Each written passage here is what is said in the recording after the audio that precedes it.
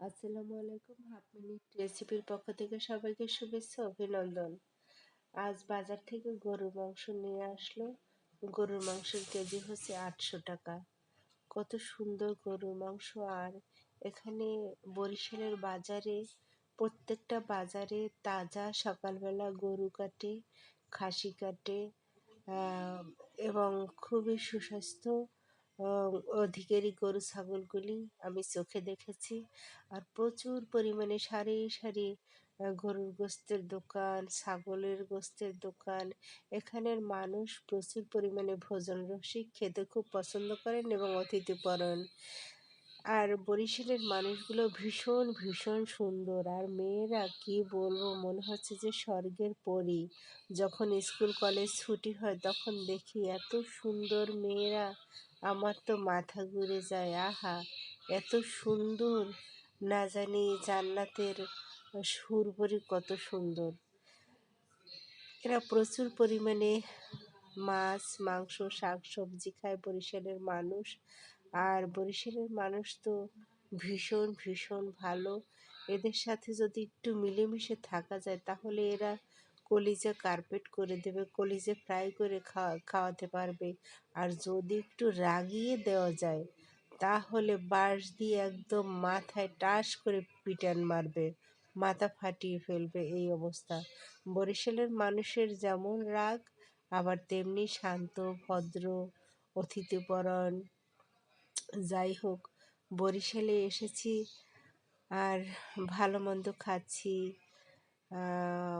ঘুরে ঘুরে বেড়াচ্ছি, মনের আনন্দে এখানে সেখানে যাচ্ছি। আর এই গরুর মাংসের রেসিপিটা একদম সহজ।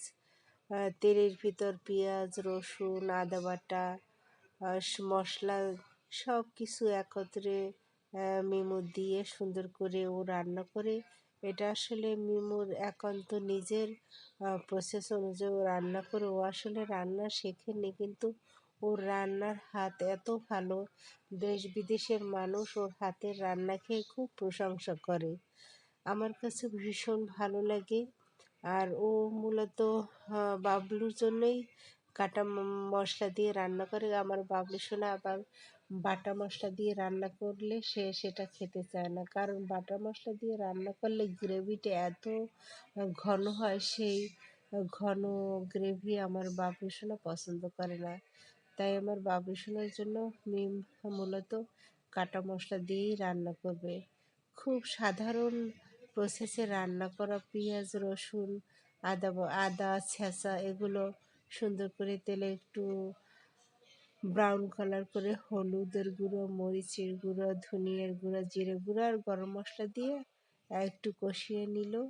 কষিয়ে নেওয়ার পরে সুন্দর করে কষাতে হবে, কারণ যদি ভালো করে না কষায় তাহলে তেল মশলার একটা গন্ধ থেকে যাবে। এরপরে সুন্দর মাংসটা দেওয়া হলো। মাংসটা দিয়ে সুন্দর করে কষিয়ে নিতে হবে, কারণ এই মাংসটা অনেক সফট এবং গরুটা অনেক বাচ্চা গরুই বলা যায়, কারণ বার জোশ দেওয়ার পরেই রান্নাটা একদম সফট হয়ে গেল। একবার কষিয়ে নেওয়া হলো, তারপর আবার দ্বিতীয়বার হট কেটলিতে করে পানি গরম করা ছিল, একদম হিট, সেই গরম পানি দিয়ে দিলাম। দেখুন কত সুন্দর কালার এসেছে। আমার বাবলু সোনা আবার বেশি তেল ঝাল খেতে পারে না, এজন্য আমার বাবলু সোনার জন্য এভাবে রান্না করা হয়। কারণ আমরা তো একটু তেল ঝাল খেতে ভীষণ পছন্দ করি, এবং গ্রেভি গ্রেভি হবে, গ্রেভিটা গাঢ় হবে, কিন্তু আমার বাবলু সোনা সেটা খেতে চায় না। রান্না একদম শেষের পর্যায়ে রান্না হয়ে গেছে, দেখুন কত সুন্দর কালার এসেছে, আবার খেতে দারুণ হয়েছে। আমি তো খুব সুন্দর একটা স্মেল পাচ্ছি, আমার কাছে ভীষণ ভালো লেগেছে। আমি অবশ্য গোস্ত খেতে একদম পছন্দ করি না, তারপরেই আমি ভাত নিয়েছি, সরু চালের ভাত, কয়েক টুকরো গোস্ত নিয়েছি, সাথে সালাদ, লেবু, কাঁচামরিচ, খেতে ভীষণ ভীষণ মজা হয়েছে। আমি এতটুকুই ভাত খাই, তারপরও অনেকে বলে আমি ভাতখোর। আপনারাই বলেন আসলে আমি ভাতখোর কিনা।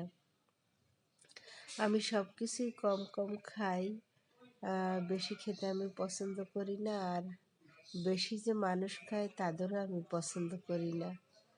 কারণ বেশি খাওয়াও ভালো না, আর কম খাওয়াও ভালো না। পরিমাণ মতো খেলে আল্লাহও তাদের পছন্দ করে। এই হচ্ছে আজকে আমাদের দুপুরের খাবার। আরও তরকারি আছে, কিন্তু সে তরকারিটা আমি পরে খাবো। মিলুর হাতের রান্না ভীষণ ভীষণ মজা। মিম, তোমাকে অসংখ্য অসংখ্য ধন্যবাদ। অনেক দিন এসেছি, এখনো যে তুমি রাগ করো না। কোন দিন না তুমি লাঠি নিয়ে তাড়া করো, সেদিন আবার বাড়ি যেতে হবে। বরিশালের মানুষ তোমরা অনেক ভালো। তারপর আমি কোন বিভাগে যাব, কার বাড়িতে যাব, আপনারা প্রস্তুত থাকবেন। আপনাদের বাড়ি আমি যাব, অবশ্যই অবশ্যই যাব, এবং ভিডিও বানাবো এবং আপনাদের হাতের রান্না খাবো। আপনারা অপেক্ষা করেন। আমি প্রতিটা বিভাগে, প্রতিটা জেলা, প্রতিটা থানার মানুষের কাছে যেতে চাই। আমি মানুষকে ভীষণ ভীষণ ভালোবাসি, কারণ ভালোবাসলে মানুষ কোনোদিন কারো ক্ষতি করে না। আমি মানুষকে ভীষণ পছন্দ করি, বিশেষ করে আমি গরিব মানুষকে ভীষণ পছন্দ করি। গরিব মানুষকে খাওয়াতে পছন্দ করি, গরিব মানুষকে গিফট দিতে পছন্দ করি। সবাই ভালো থাকবেন, সুস্থ থাকবেন। আল্লাহ হাফেজ।